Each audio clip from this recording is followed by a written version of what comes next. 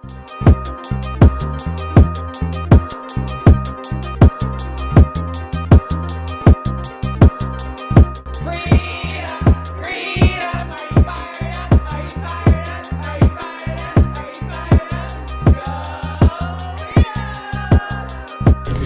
morning, I'm Austin and I'm here at Freedom's football field.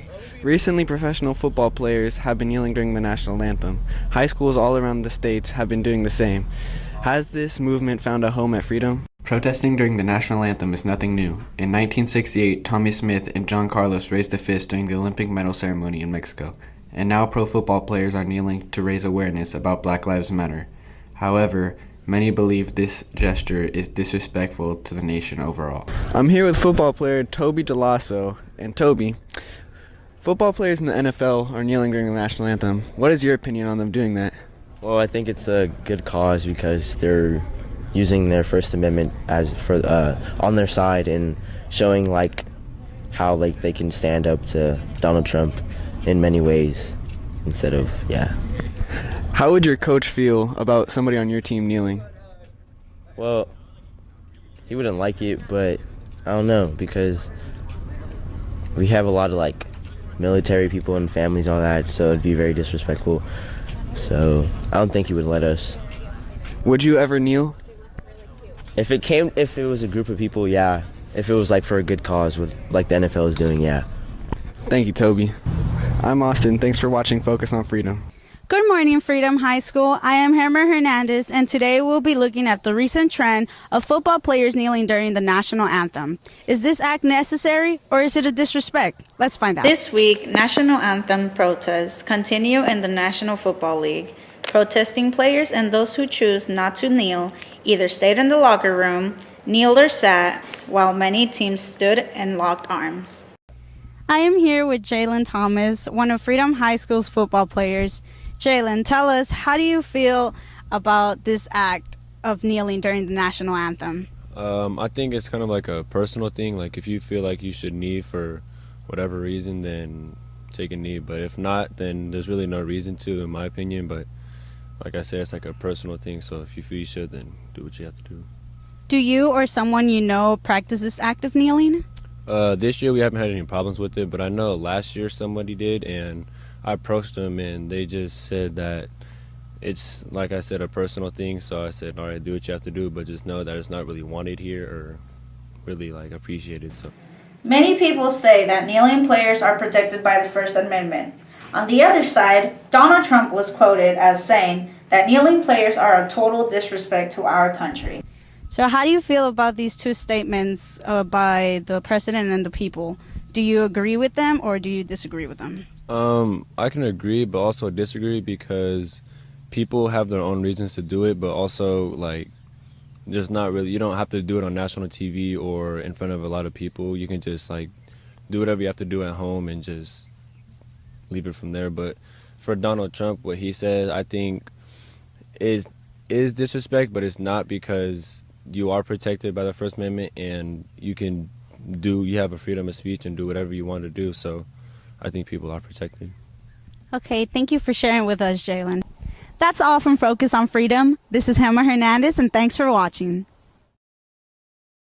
3, 2, 1, go! Push the button. Oh my God, look at that shit go! Look at it twirl. Yeah.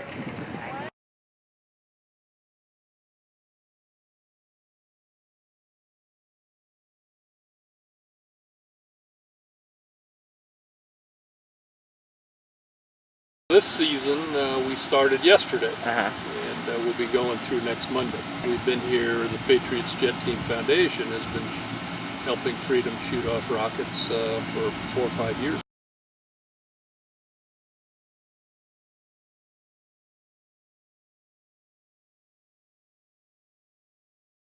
Well, the foundation was founded as part of the Patriots Jet Team. The Jet Team has 6 performing rockets L-39s, doing aerobatics, similar to the Blue Angels and the Thunderbirds.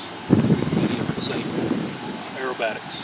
And the Jet Team Foundation that we're part of was founded to introduce aviation to students, predominantly in the local area, and expanding from there as we get more volunteers.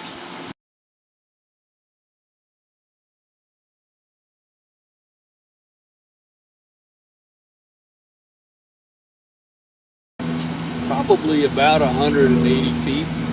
It would be about as high as I've seen.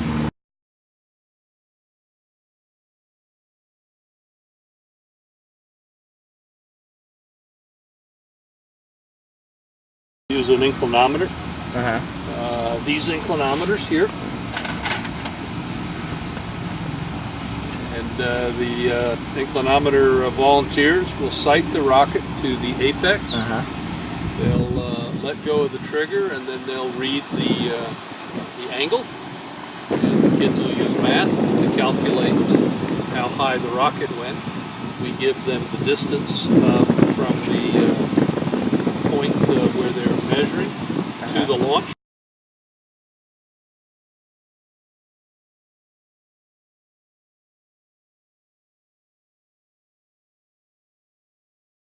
Okay, that's a launcher using compressed air as an air tank and a bicycle pump that pumps up the air. And with 40 pounds of compressed air, the rocket is propelled into the air using strictly compressed air. So how did your whole rocket go? Went better than expected. I expected it to explode, which it didn't, which I'm very happy about. Went pretty high. How high did it go? High enough.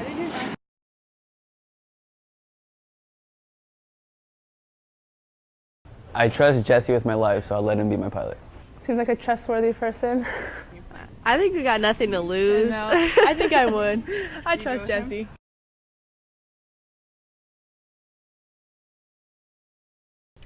Jesse has been my student for 3 years. This year I've had him for world history and as a teacher's assistant. I think he got into flying when high school started, is when he started like his planning for college and his career as a pilot. I mean, ever since I known him, he's been talking about like flying as a career and stuff. He almost couldn't be my TA this year because his parents, talked to him about how it might impact his flying, his taking his classes and getting out and getting airtime. Jesse was always one of my best students, but the best part about Jesse is not necessarily his academic ability, which is good. Jesse livens up the room wherever you go. Wherever you see him, he just makes your day better. He just is a great kid. I feel like every time I've ever talked to him about it, you can just tell the way he talks about it, how passionate he is, and it's something that he really loves to do. Oh, like everything in life, I guarantee you, if you're doing something that you love, you're going to do it the most. And so he loves flying. So I would think Jesse's going to study every chance he gets because he's going towards something he really wants to do and he really, really loves doing. When I was growing up, I really wanted to do sports, football, soccer, stuff like that really interested me, and I kind of always wanted to go pro, but then I kind of realized like I suck. So I changed my mind, and then I saw my grandpa fly for the first time. So when I saw him fly for the first time, it kind of really like made me want to kind of like not pursue it, but kind of look into it. So when I finally got the chance to take my first flight, I took it, and ever since then it's been my passion. Someone who inspired me is probably my grandpa. My grandpa's really a big inspiration. He's worked hard, coming from a family of 2 immigrants to what he has now. It kind of inspires me to, I could be exactly where he is or even farther if I work hard enough, just as hard as him. And his work ethic is crazy. Like, I've never met someone with so much work ethic in an organization. So right now I have my pilot's license, so since I have my pilot's license, I'm able to go fly whenever I want, wherever I want, with whoever I want, as long as I stay within my restrictions. Every pilot has their own restrictions. Honestly, when I fly, I feel like excitement, happiness, and freedom. Like, it's a total different feeling being up there in the sky. You feel appreciative of everything that you have when you're up there. You look over everything and you're like, wow, I'm really like up here. My grandpa he would always, since he flies for United, he's a captain on a 747, I would always see him fly and I would be in the plane that he's flying. So just being there and seeing him do it, I'd go say hi to the co-captain and be like, hey, nice to meet you. This is my grandpa, and mind you, I was like 6, so I was kind of like all juiced that I was with my grandpa. But when I saw him and what he was doing, I was kind of like, oh, this is kind of cool. Like, maybe I should look into it. The biggest thing that made me want to start doing flying is when I went to my first air show. I went to Nevada. There was an air show, the Reno Air Show, I believe it's called, and there was just airplanes flying over and over and over again. It was like 5 hours of airplanes flying, and couldn't get enough. Like, when it was over, I was really sad. But that's the one that really like put it in me to be like, all right, like this is what I want to do for sure. Like, this is my passion. This is what I love.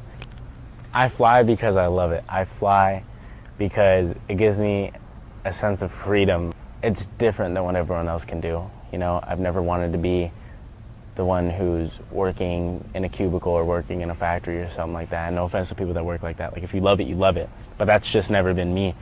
Honestly, the only thing I say to that is do it. Like, there's really nothing stopping you. If money's an issue, or if you can't get out there to go actually fly, get in contact with whoever you're interested in, see if they can work with you, because pilots look over at other pilots. So if they see that you're interested and you explain to them, hey, I don't have this money, or I don't have this right now, or I don't have that right now, but I'm really interested, they might give you a chance. They might be like, hey, we'll pay for it. Hey, it's on us. So never be afraid to contact people and get the connections that you need to start flying. And once you get started, keep going. It's going to get harder sometimes. Some parts you're going to be like, wow, I really have to do this, but just really like take advantage of the opportunity to fly once you have the advantage, or once you have the opportunity.